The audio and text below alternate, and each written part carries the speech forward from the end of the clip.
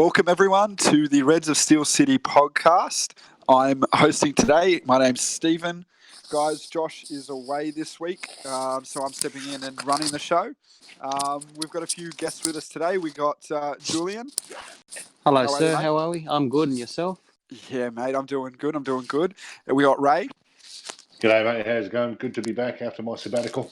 Yeah, mate. Did you have fun talking to Klopp and sorting out the zero transfers? Yeah, well, I just had to make sure he didn't buy any Muppets, mate. So we're all good. We're good to go with the squad we've got, and I think it's a good squad. So we're right. Beautiful. And we've got Ben. How are you, mate? I'm not too bad, guys. How are we all? Fantastic. Yeah, good. We're all doing good. Alrighty, guys. So we've a little bit to discuss and a little bit on. So I guess let's jump straight into the first game of the season against Norwich. Guys, how did we feel we played? This Ray, yeah, I think we did exactly what we wanted to do when we started to play. High intensity for the first 30, 40 minutes, got the goals, and we knew, you could tell after 10 minutes that Norwich, they just knew they weren't going to have the legs for the rest of the game. Unfortunately, they scored, well, good for us, but unfortunate for them, they scored an own goal. But you could see from the face of the guy that scored the own goal that he knew exactly what was coming after that. Was a good goal, though. Oh, it was a great goal. Great goal. I'd be happy with that. But you could just, we just high intensity, first half, win the game, 2, 3, 4 goals, whatever it takes, and then second half, ease it up, and then just do what you need to do to finish the game off. Unfortunately, we let a goal in. It was a good goal, and they did threaten that for most of the game. They were pretty good, Norwich. Better than I anticipated them to be.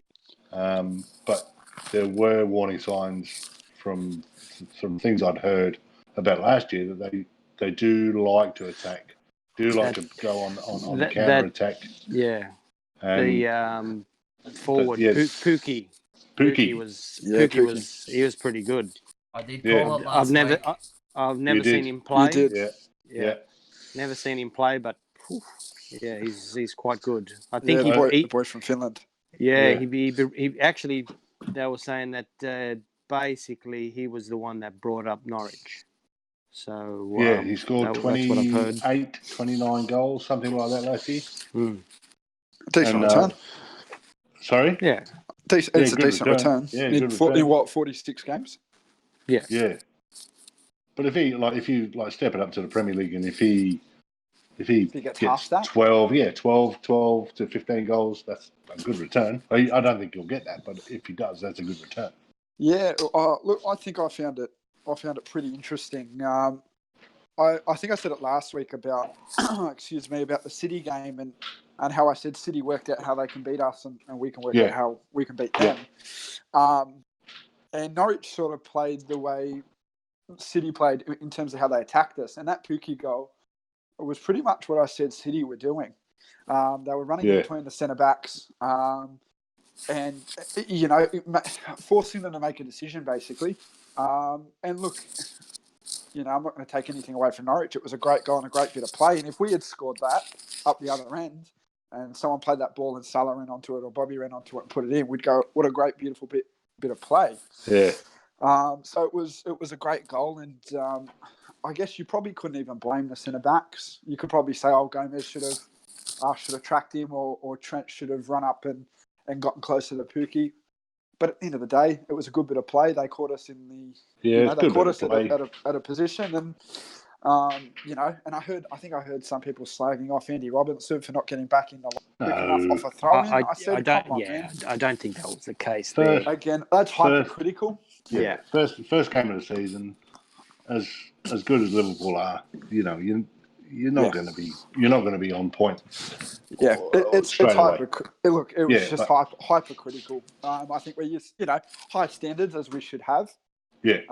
But absolutely. It's one of those. It wasn't a goal that I just went, oh come on, we shouldn't have let that in. At the end of the day, it was a good finish. It was a good bit of play, and it is what it is. I think early on, I think probably after 15 minutes, I think it was evident that we were probably going to put 4 or 5 past them. Yeah. I did say 4 last week. Yeah, you did. We were looking at each other all morning. That's right. 3. You said 3. I said 4, and then Well, I think at half time, I'm pretty sure after 4-0, I was like, we're going to get 8, at least 8. Yeah, and that was the feeling. And that was the feeling. But no, we just, as I said, second half, we just we slowed down a little bit. Yeah.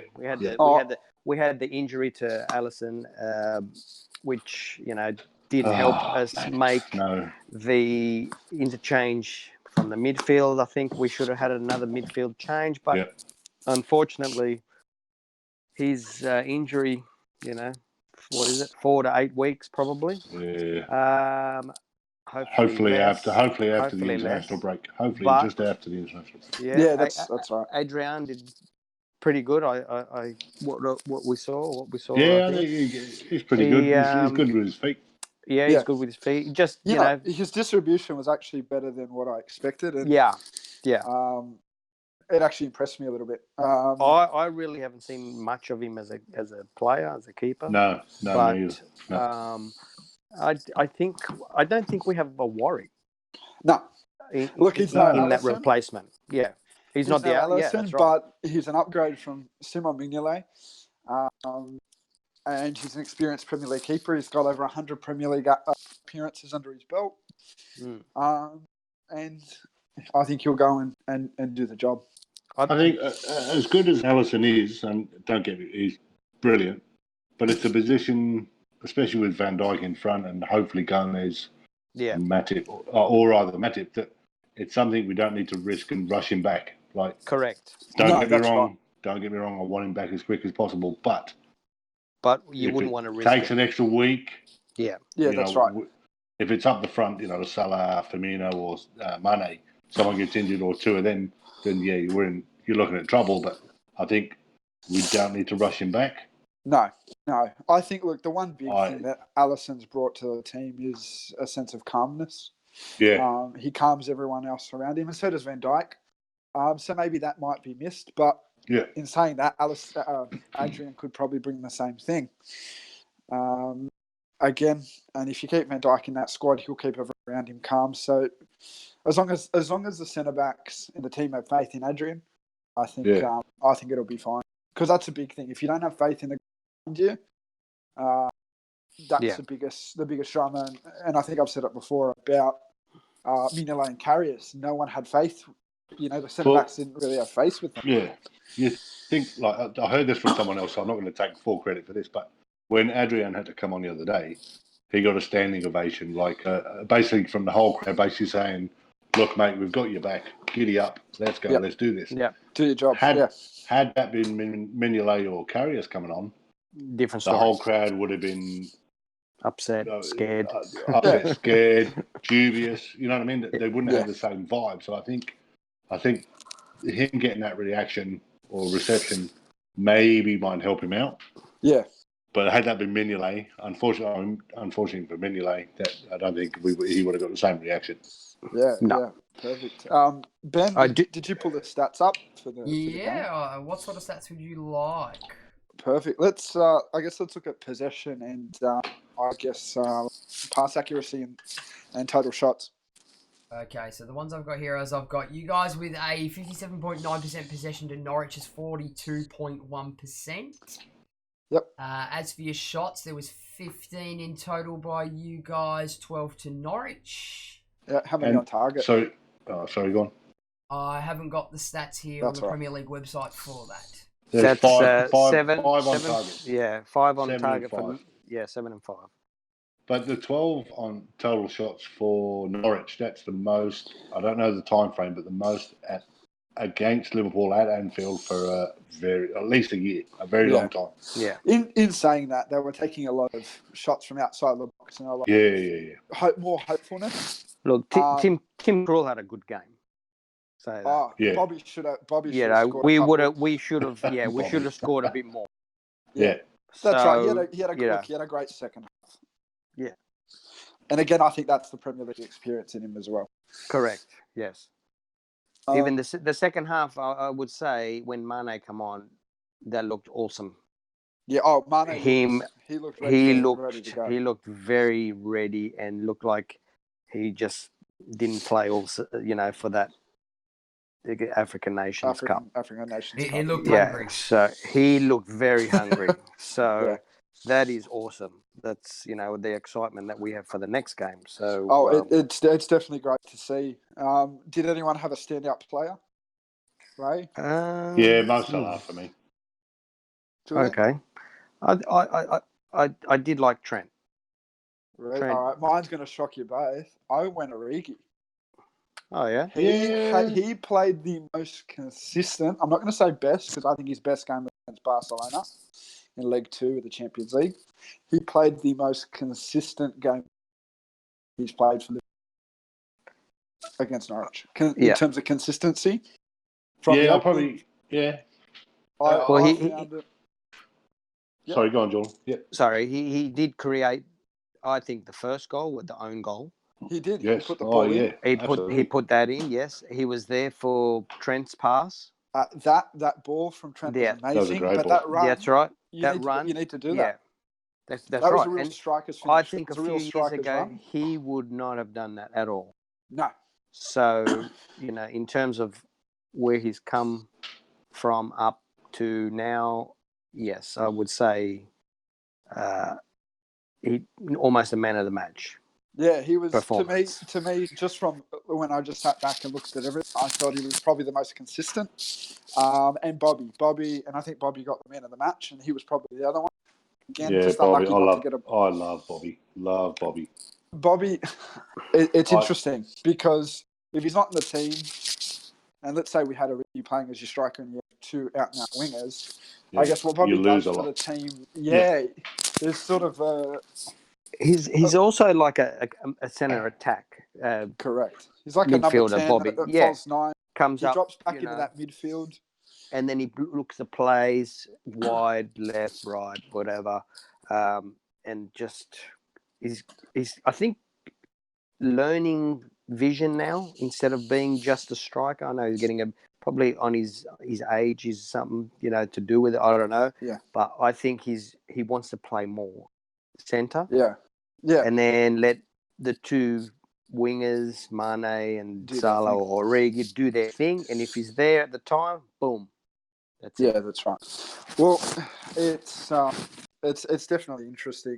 I noticed that when Liverpool get, when they start to defend, Bobby does drop back in midfield and they create a diamond.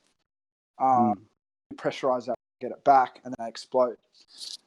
So it's a real interesting dynamic because when we attack, Bobby then goes forward and he's playing traditional number 9. We're pushing forward. He's in the centre, unless he's out in the wing and someone else moves in because it's that front three is very flow. They flow into each other and around. But when we defend, Origi stayed left, Salah stayed right. They came back a little bit, but sort of stayed forward. And then Bobby just dropped back into that midfield and created a midfield diamond. Did sort of pressure the Norwich midfielders on the ball and would force turnovers. There's the counterplay. Yeah. Which, I guess that's how they like to play. They play the hard press and then break on the counter with the pace they've got. So it's no surprise, but a normal striker normally drop back in a midfield and overload that midfield. And that's something to Bobby's credit. And just things like that people will not notice, he just brings to the team. Yeah, I think that's correct. It's just I think if he's out of the team like he was part of the season last year, yes, we missed all that. But I think he's again grown in stature, ready to do something different and carry on. Yeah, I think he's a real team player. I think, touching on what you said, Ray, about Salah, it's no knock to Salah. Okay, maybe slightly. I think his decision-making at times leaves probably everyone frustrated. There were times there where he kept the ball to try and make a run into the box. I think we spoke about it the other morning, and I thought, come on, he could have played that too, or he could have picked that pass instead of going for the shot. running at that player. He could have, played it on. And there's things like that. You've got open men around you. You don't need to be the hero in here. It's a team game. Let's just get the let's get the goals. Someone else getting the goals. Yeah. And that's probably my only thing. And I said it quite a bit last year to a few different people. That was my frustrating stuff. Yeah. But you need to be selfish as well. So there's a fine balancing point. You need to be selfish or you're not scoring. However, there's times where let's just give it around, and if we're creating a goal and scoring, by all means, I'm happy. Yeah, I was the game against Norwich. He was less sort of doing that, but the Community Shield, I was so frustrated that every time he got the ball, he would have a shot, but he wasn't just having like willy-nilly shots. No, they were trying to. There was 2 or 3. He tried it. Like you're looking at it from a Muppet's point of view, like me. You think go far post, but he'd try and cut it on the near post. Yeah. And 2 or 3 times, like any other player would go far post, but Mo would go near post. Yes, it didn't work, and yes, a couple of times maybe just give it away, and you might score. But you know what? I am erring to the side of I would love just Mo to just keep doing that. Because 2 years ago he was doing that and he got 40-odd goals. Yeah, that's right. And I think he's going to do that again this year. Yeah. Look, I think we all sort of said this week that we probably feel that he's going to be our top scorer again. Yeah. Look, I think it'll be probably a race between him and Sadio. I think watching how hungry Sadio was when he came on, he's a real contender for that. Yeah. Yeah, I guess did any of you guys see any cause of concern in the game from anyone? I guess it's just business as usual. Just the business as usual. Maybe again, like we touched last week, the central back. Obviously we're going to see how Gomez goes. Maybe Matip next game or something. In the Super Cup or whatever. Yep. So yeah, I have perfect. I have. Well, okay then. Awesome. Yeah. I think that's the only concern, really. Yeah, no, perfect. Well, beautiful segue into our next game, which is the Super Cup against Chelsea. Guys, I guess let's have a little bit of a preview of or a guesstimate of what our lineup could be. I want to take any shots? Yeah. Go on. Yeah, you go, Jules. I think Mane will start. Bobby, Salah. I will probably say, I'm not sure if Milner's fit or not, but I'd say Milner, Fabinho and Wijnaldum, and then your normal 3. I'd probably say Matip as the other centre-back. Okay. So, okay, right? Yeah, pretty similar, but I think he's going to go... I reckon he'll go Origi up front. Yep. Salah right, Mane up on the left, and then after 60-odd, he'll bring Firmino on, because you've got to bear in mind we're playing again on Saturday, and then in the middle, mind you, Chelsea didn't really Chelsea didn't give much of a go, did they? They didn't see the game. I didn't see the game. I did. I think the first half they were unlucky. They were unlucky first half. Correct. Yeah. There is an issue I want to talk about when we break down the game properly. Just with Chelsea, more or less, from what I could tell with that United game. It's interesting because I guess Lampard's getting them to play. I guess when they're attacking, they play quite open and expansive football. Yeah. But when they lost the ball against United, and you usually see it, actually used to see it a lot with Rafa back in the day. When we'd lose the ball, he'd do this hand gesture where it's basically like he's making a compact hand gesture. Yeah. And it's basically just a simple basic principle of football, and it's when you lose the ball, you compact your defense and you close it down and make it real tight to play. Yeah. Chelsea weren't doing that. So when they'd get a turnover with United's pace, they were exploited.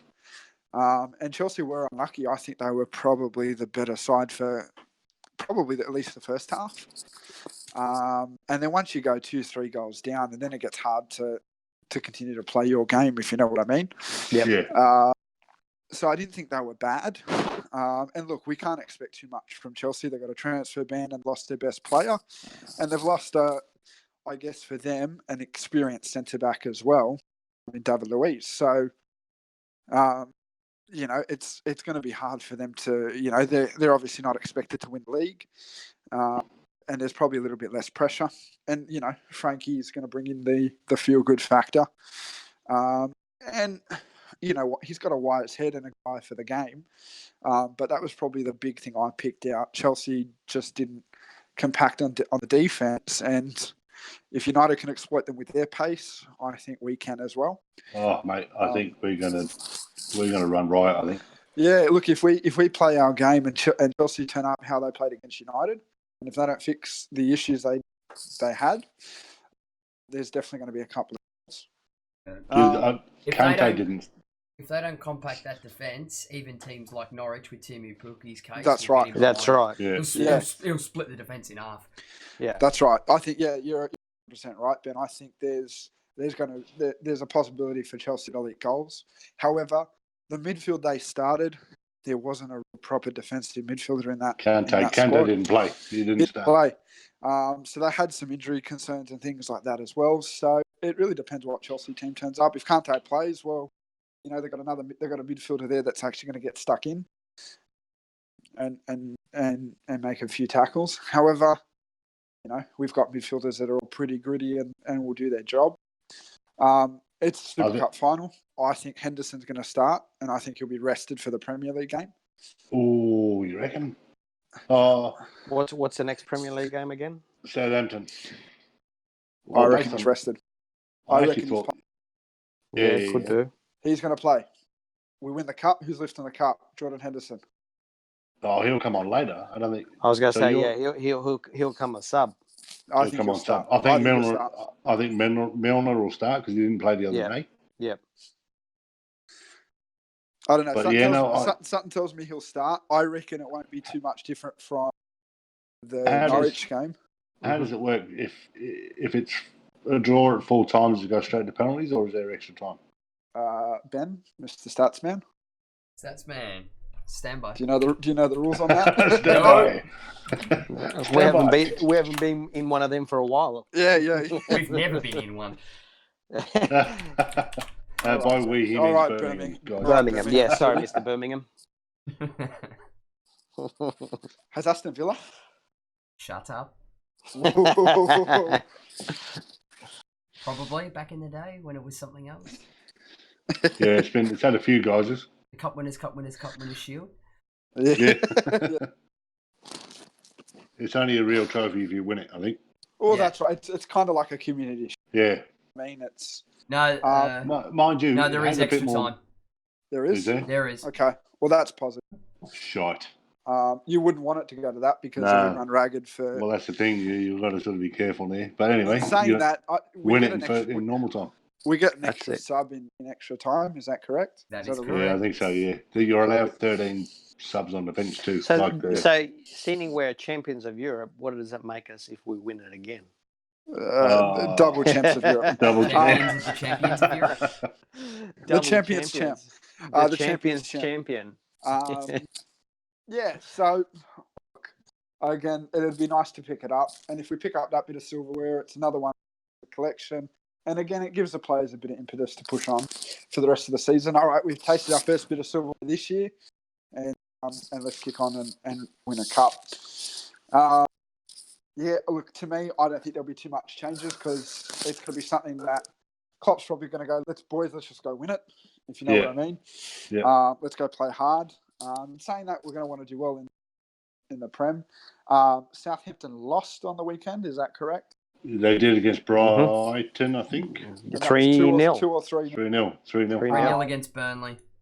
Burnley. Burnley. So I think there's a bit of impetus to say, okay, might be able to have a bit of rotation. Well, the big talk was that Southampton were going to do big things with Hasenhüttl this year. Yeah. I know it's only one game in, but you didn't expect that. 3-0. Did your boy Che Adams play? He did, mate. Oh, okay, so he scored. Didn't he score? No, he didn't score. Southampton lost. Sorry. Apologies. He got substituted. That's what he means. Yeah, he got subbed in the 73rd. Yeah. Good on him for making the step up, though. From what I saw of him during that game, he actually was moving about quite all right. Perfect. So, guys, did we have any score predictions for the Chelsea game? Super. I'm going to go 3-1 Liverpool. Yeah, I was about to say the same thing. 3-1. I'm going to go 2-1 Liverpool. Yeah, look, I think we'll win it. I think we'll keep a clean sheet. Clean sheet. I'm going to say 3-0. Done.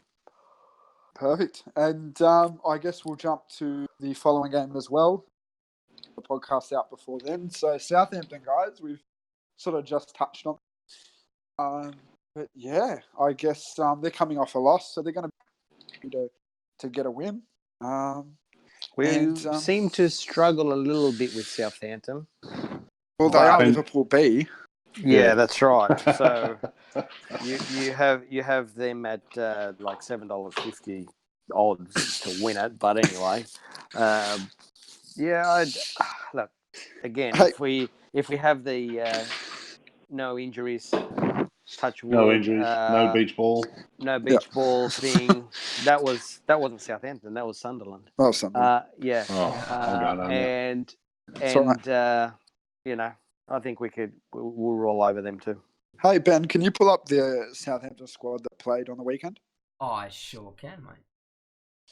Perfect. Yeah, I just want to have a quick look and let's see. Okay, so they ran with a 3-4-2-1. Yep.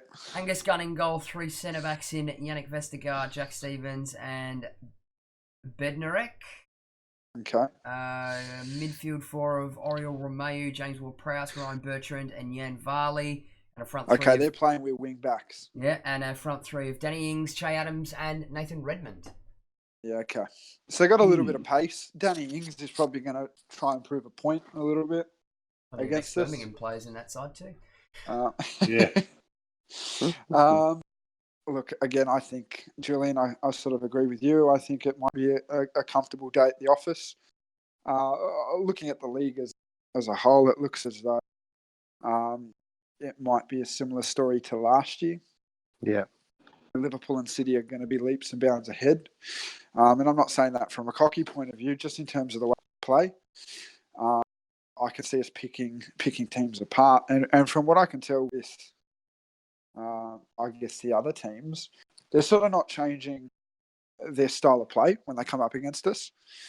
Like the way Norwich played against us is the way they'd probably play against everyone, if you know what I mean. That's our style of play and that's how we're going to play. Whereas usually you come up against a big team and it's how are we going to change up? Maybe we're going to tie. We're going to. Yeah. So on that point, do you think, like last year, when people come up against Liverpool, they have a cautious, they go gung ho and they try to beat us. When they come up against Man City, they're just, you know what I mean? They go cautious, scared. Do you think that will change? But do you think that will change this year with Liverpool? No, because I'll tell you what. Because we were so close last year. Yeah. Like, it's just, why wouldn't they do that against City? Like, Norwich did that the other day. They just went, right, you know what? Fuck it. Excuse my language. Fuck it. We're going to go. And if we don't win, you know, it's not a game we're going to win anyway. But when they come up against City, everyone just panics and don't get me, they are a good team. Yeah. But look, I think is that going to change this year? I don't think so. I think, a few years ago, actually, I'll take a step back. Looking at a specific game last year, Newcastle towards the end of the season, they were probably the only team, look at that because of Rafa Benitez more than anything, in terms of the way he manages. And he's a sort of a manager that does change his approach based on the teams he comes against. Yeah. And they did take a little bit more cautious approach at the start until they went down, and then they sort of changed the way they played. And we all know how that game unfolded. Again, it's a question of philosophy, or is it about winning? And touching back on Norwich, I don't think Norwich's season won't be defined on how they play against Manchester City or Liverpool. If you know what I mean, their season won't be defined on that. No. Their season will be defined on how they do against teams of similar quality and in similar positions. If Norwich tighten up their defence and continue to attack the way they attack, they could be quite dangerous, and they could probably keep themselves up. Watching last week's game, I think Norwich could stay up, top half of the table. I would. What I'm saying is, like, when teams come up against Liverpool, they all go gung ho. They just go gung ho. But when they come up against City, it's like, oh my God, batten down the hatches. We're going to get battered here. Is that going to change this year though? With Liverpool, it's not. I don't think it. Because I think some teams will do that. They just seem to shit themselves with City. I do think some teams will do that, because I think this year with Liverpool, they will just attack. Like the first game, the first half, I think we're just going to run ramping and go for it. And so maybe Liverpool if we're 3 to 4 goals up already, second half, we'll just calm it down. Yep. Hold it, pack it. Yeah, not to the extent where, okay, we shut shop. If we get the ball and score, that's fine. But I think we're not playing. We're not going to injure ourselves or whatever. But we're not going to tire ourselves out. Correct. I think the big thing is, and again, it comes back to how teams beat us and how we beat teams, and how teams beat City. Again, how teams will get through us and beat us is a different style to how. Oh yeah, I get that. Yeah. So again, with us, the runs Timo Pukki was making, players in behind Pukki. Again, I don't know the midfield too well, but there were players making runs and dragging players out of position. And again, in that confusion, it leaves spaces open for players to exploit. With City, they're a little bit different. City like to play with the ball at their feet, and they've got quite a long, to an extent, a long build-up play. It's not like we play on the counter. Main thing is press, get the ball back, counter with men going and scoring. City, what they do is they get the ball, they've got a build-up play, and then they push the team forward. When we played against them in the Community Shield, when they did that and we pressed them, the ball back, their players don't like defending in one situations, which is again what we did to them and caused them issues in that second. So it's all about style. Styles and styles of play make matchups, and that's what makes football so great, because how you play against one team is going to be completely different to how you should play against another. But what I'm seeing, and this is my own personal view, is a lot of teams are happy to, this is our style of play, and we are going to play that regardless. It doesn't matter on what team we're versing, and that's what Rich looks like to do. We're going to play our style of play, and if it works here, it's going to work here, and if it doesn't, we'll live and die with a sword. Yeah, fair enough. I think it's very much a case that Liverpool were very much, compared to Manchester City, Liverpool were very much an unknown quantity. Yep. Nobody expected, especially early on. We all know that they're going to be, top 6, top 5 at the very worst. But for them to come out and play the way they did and smash on, I think it took a lot of clubs a long time to go, well, hang on a minute here, especially towards the later run of the season. They figured that they're going to get the points probably easier out of Liverpool than what they would have City in those last couple of games. So they would have adapted to try and work it that way. Other clubs would have seen that as the better chance for them to take 3 points or even a point away than trying to go gung-ho against City.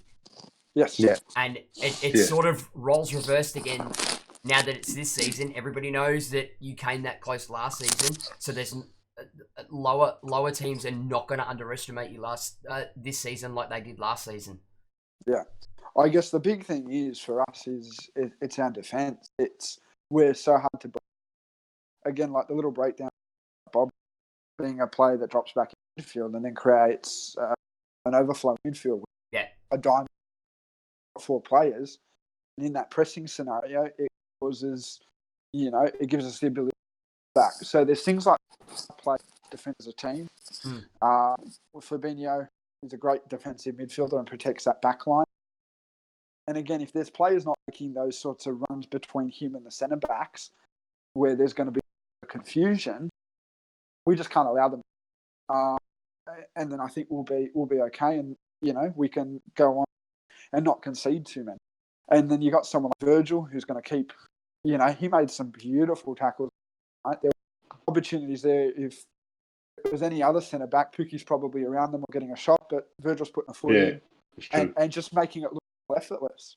Yeah. So there's also the fact that they're probably cut above the rest in terms of talent in certain positions, and then work rate and I guess design. So, yeah. In regards to that, you're looking at the way I see it from an outsider's perspective is that Bobby Firmino is. It's almost in a way Liverpool have got 12 players on the park. Bobby Firmino is your definite old school centre forward that's not afraid to come back into the midfield to do A, the defensive work, and B, to pick up possession to then lay off. And Klopp knows that. That's why he plays 3 up the front. Because he's got those wide men busting forward. All Bobby's going to do is smash one on, and he's got those legs after he's let that pass off to get higher up the pitch and get on that penalty spot. But when that cutback or cross does come in, to sort of work that out. And because it's a sort of false 9-ish old school centre forward type, a lot of modern defences don't know how to cope with that because he's arriving in the box later than what a traditional modern day striker would. Yep. So they're sitting there going, we know it's coming, but when is it going to come? When is it coming? And it's a very good example. You said was the Arsenal game last year. And Ray, you said it to me today, that was your favourite goal of the season. Bobby's goal against Arsenal. Was that you? Yeah. It could have been someone else. We said that goal was my favourite. Beat 3 Arsenal players. He picked that ball up in midfield, played a 1-2, and just continued running forward. If you know what I mean. So again, I guess there's qualities there that just there's ways. We are hard to play against. Teams find it hard to break us down. Ben, how many goals did we concede last year in the league? Stand by. I need to pull it up. 12, I think it was. Yeah, it wasn't many. It wasn't many. It was probably the lowest in the Premier League. I'm going to just go out on a win and say that. Lowest in the league last year for goals conceded. Liverpool statistics. It's not season by season either. 2019. Just pull the Premier League table up. Yeah, it doesn't say. It just says goal difference. Keep talking. I'll find it. Right. I'll find it. And I'll get in. Yeah. So I guess we're going to be hard to play. That's why we're the champions of Europe. That's why we finished second. So close behind City. Was someone talking? Nope. Yeah, I guess to me, I think it's going to be 22. 22 conceded. 22, right. Yeah, one less than City. Less than City. So again, that's no easy. Team that came second conceded less than City. Considered less than the champion. Yeah. And really, what led us last year, the games we drew, 0-0s. Okay, maybe I think a couple of. Yeah, draws have let us down the last few years. It was the draws because 7. I guess how many games did we lose last year? How many did you lose? One. City. Only one. One. Yeah, City lost 4. Yeah, 7 draws. We had 7 draws. 13. Yep. So it was those draws in the middle part season. I think that. March, it's our fun January, February time. That's what it is. That's what I call it, our fun period. Fun January, yeah. And it's not just you guys, that's every club in general. Yeah, it's a mid-season slump. The season's long. You play lots of games, and then you start to feel it. And it was more attack, not down, but it just was. Maybe it wasn't firing, and there was an off game. So I think teams are still going to struggle to play against us. Norwich showed to play against us. If maybe there was less of a gap between it, the game could have been more competitive. However, we outclassed them. We scored some great goals, and especially in that first half. Point that we thought, well, we're concerned. we're probably, I think we're talking the cafe. So, I guess score predictions for Southampton. Kind of went away from that a little bit. Again, I think maybe 4-0. 4-0. 3-0. I'm going to say 2-0. I think. I was going to say that. I think backing up. I don't want to say 1-0. That's just ridiculous. Yeah, 4-0. I'll go 4-0. 4-0. Thanks. I think just backing up the Super Cup, 3 games a week, for 8 days or whatever it is, I think might be a little bit tricky. And we're travelling to Turkey. Is that right? Turkey. Yeah. So we're going to again. Without going too far into it, what sort of team will he put up against Southampton? I think that's where the rotation's done. Do you think he I think we said earlier he'd go full-ish team against Chelsea, so he starts rotation against Southampton, Regan? Yeah, I reckon that's where I think maybe against Chelsea we see front three as usual, probably Sadio and Salah, and I think maybe you look at starting Biggie on Saturday or whatever. Yeah, what about Chamberlain too? I reckon Chamberlain will come on Saturday. I reckon, and Keita as well. I think Chamberlain, Shaqiri might start tomorrow, Wednesday night. Yep, that's a. And then he'll bring in the other guys on Saturday. Yeah. Okay, I'll play a bit of devil's advocate here. Okay. If Southampton line up relatively similar to how they did against Burnley, as we picked out before, running 3 at the back with 2 wide, with 2 wing backs per se, it's you guys have got that pace out wide in your 4-3-3. Yeah. You're gonna be able to beat their wing backs. No problem. Earlier up the pitch in your attack, and once you get past them, it's going to force those 2 wider centre backs to push out, leaving space in the middle. That's right. So it's either going to be you're going to score a few and you're going to get stuck by the wing backs, or you're going to come out and absolutely run right in behind them. Yeah, I think the way Alexander-Arnold and Andy Robertson overlap they make, I think simple triangle random. You know what? Yeah. I think even what you said before, Henderson will start on Saturday. Yeah, and he might even stay off the pitch on Thursday, and I reckon he'll do the Fabinho role, and you have Ox and Keita up there. Yeah, okay. And then Origi up front, and I think again Gomez might even start that one too. Yep. Yeah, I think there'll be a change between Gomez and Matip. Yeah, I reckon Matip will play the game against Southampton. Yeah, that's probably. Yeah, Chelsea do have a bit of pace. Like if Pulisic starts and things like that, I think Gomez was a little bit off the pace though in terms of positioning and that. He was just a little slow to get going the other day. But the start of the season at 100%, and no one is.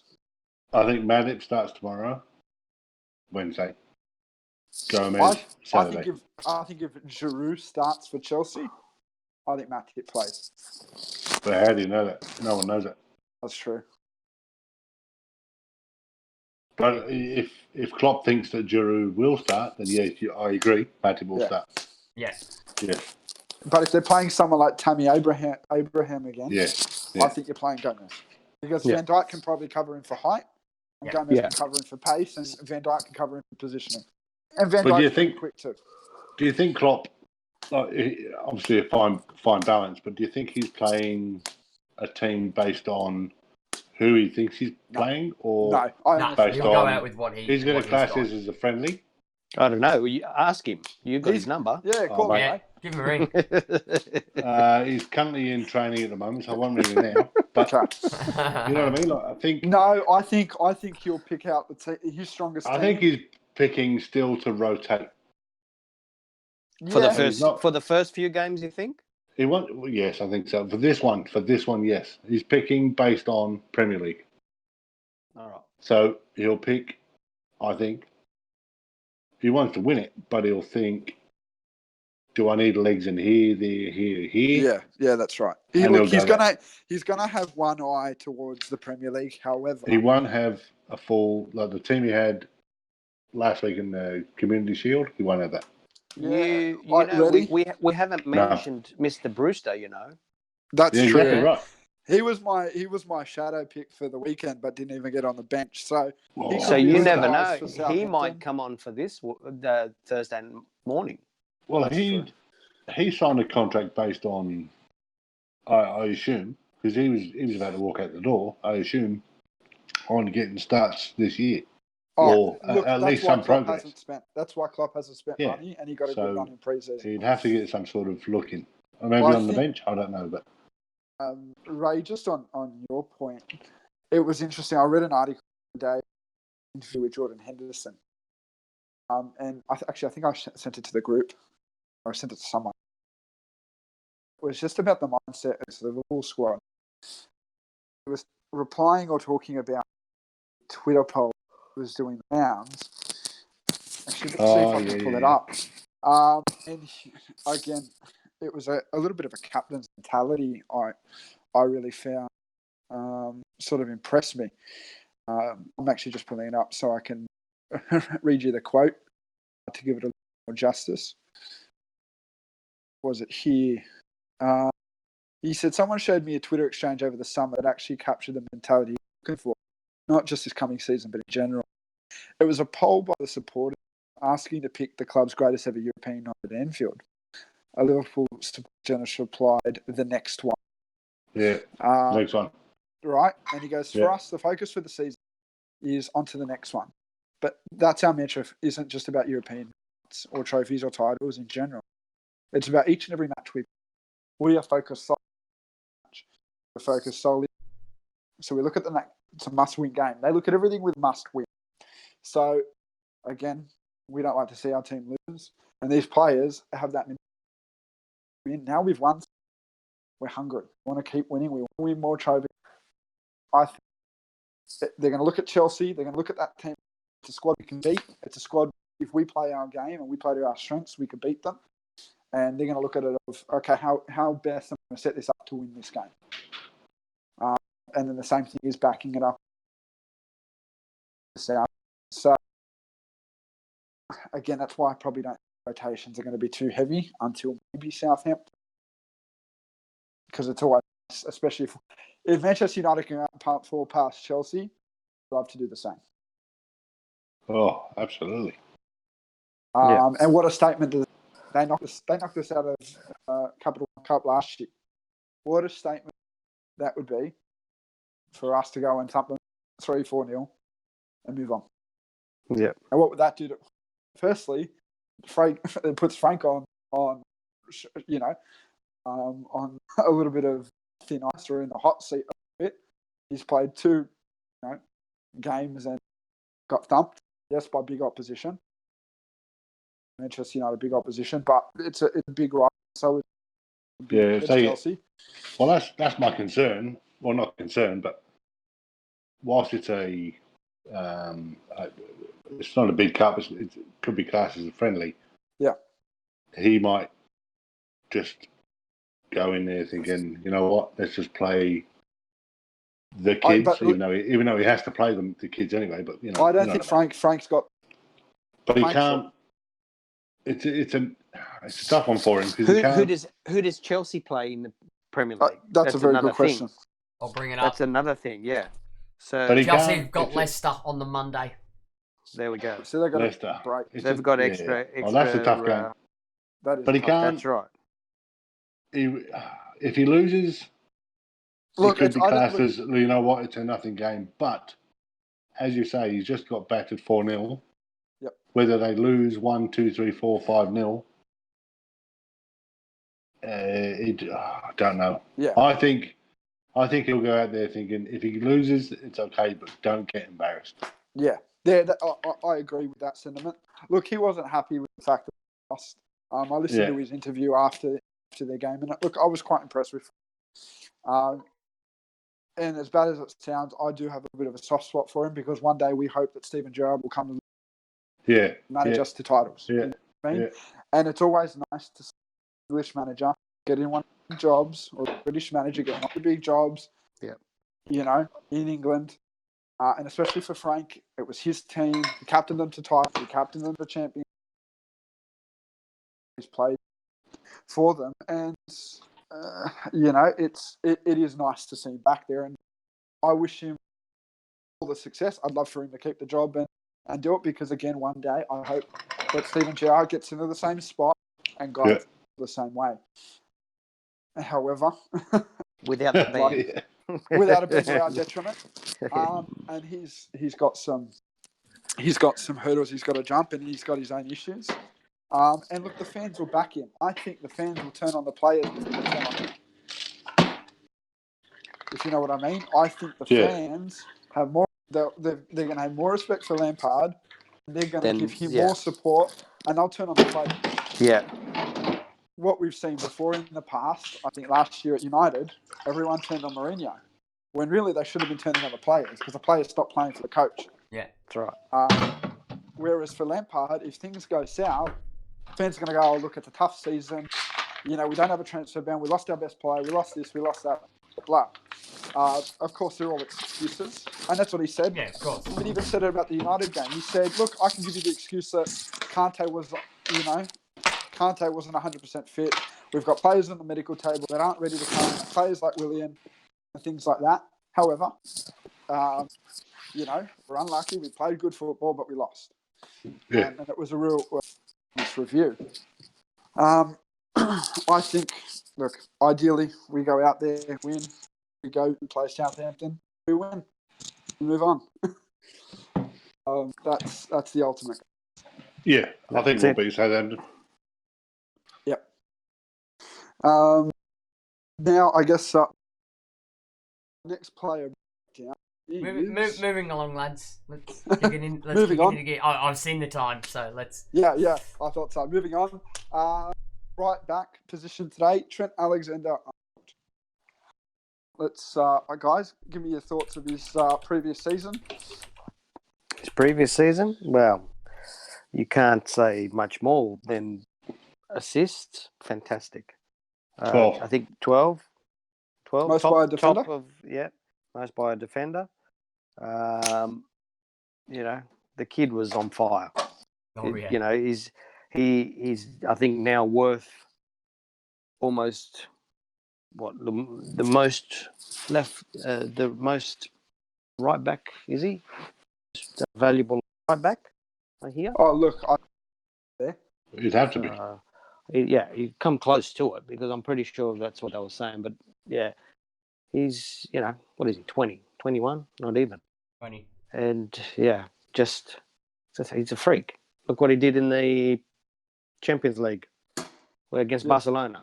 Killed him, you know. So, and look, in the first game that they played already, he's back to his old tricks, you know. Beautiful cross, Origi, bang, in. There's first game, 1 assist already. Done. Yeah. Thank you. Do you have a player rating last season?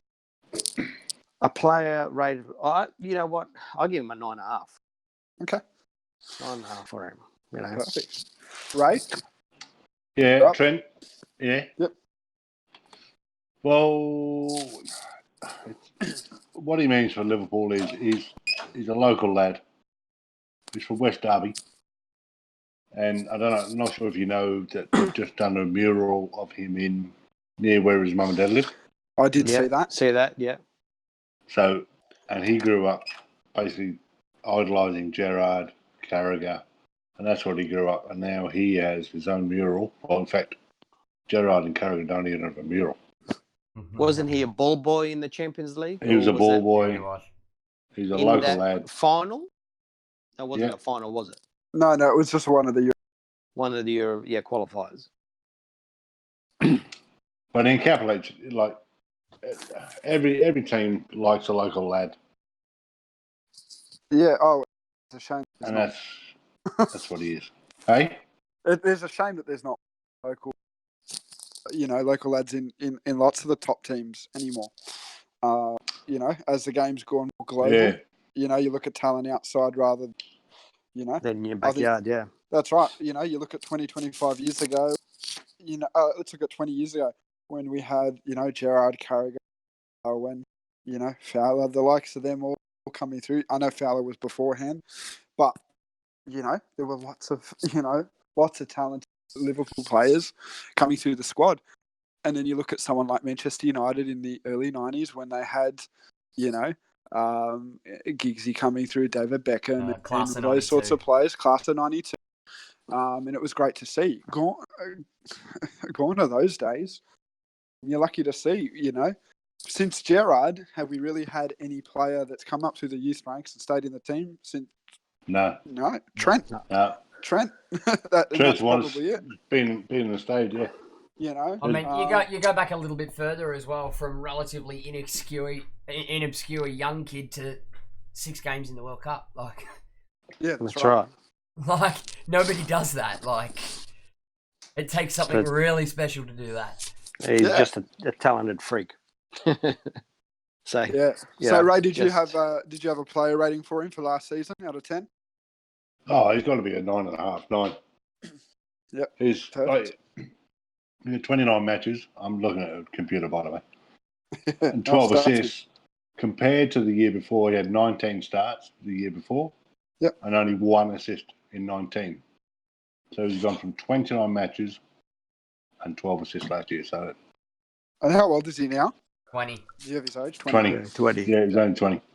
So, again, it's amazing. It's the stuff of, Liverpool legends. And he wants to be a Liverpool legend. He said it. He wants to be at the club. Yeah.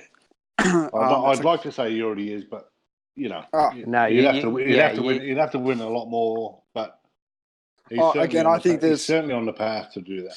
That's right. I think there's the consistency factor where he needs to do this for a prolonged period of time. Yeah, absolutely. Injury free. But the talk is that he's a midfielder. Well, he wanted to be. That's what he wanted to be. Yes. Yeah. And they've said to him, go right back, work it. And you know what? He's gone there, said nothing, just done his job, done what he needs to do. Well, that was I think me and you, Ray. We had this discussion, I think, in the first episode about the difference between him and someone like Rafael Camacho. Camacho, yeah. Camacho wasn't willing to do that, whereas Trent was. And you know what? Quite frankly, you can push Trent up the field and play him on the wing if you wanted to. If you know what I mean. Yeah, absolutely. He could play on that right wing and do a job. But having originally being a midfielder as well, and then converting into a right back, it's sort of a blessing in disguise. He's mixing it, and he's up there with the rest of the other right backs and full backs in the league. But he's got that aptitude from playing so long in a higher position up the park. He knows, and as we've all seen, he's a very attacking fullback. Yep. So he's had that basis, and he can mix it at the level as well as a midfielder as well. He knows what he's got to do in those sort of situations with the ability of a top class right back. Yep. It's a match made in heaven. It's perfect. It's almost like saying, if say our midfield we were down to like 2 fit midfielders or whatever, he'd be able to slot in on that side, and then you can have either Gomez and Matip at the back, and away you go. It's as simple as that. Yeah. Again, he's probably a utility player, and not taking it away from him. But yeah, he's a player you could probably stick him anywhere in the park, and he's got a job, and he's probably going to do it well. Maybe apart from centre back, because that's a little uncomfortable for him. Because I guess my only critique is that in some games where there might be a few lapses in defensive judgment and concentration. Again, and this is being super critical. And, of course, being 20 years old, you're prone to things like that. However, again, great season, and I'd probably give him a 10. Yeah, again, getting as many assists as he did. Great season. I hope he can do it again. And the way he started last week showed that he could, and shows that he can just kick on.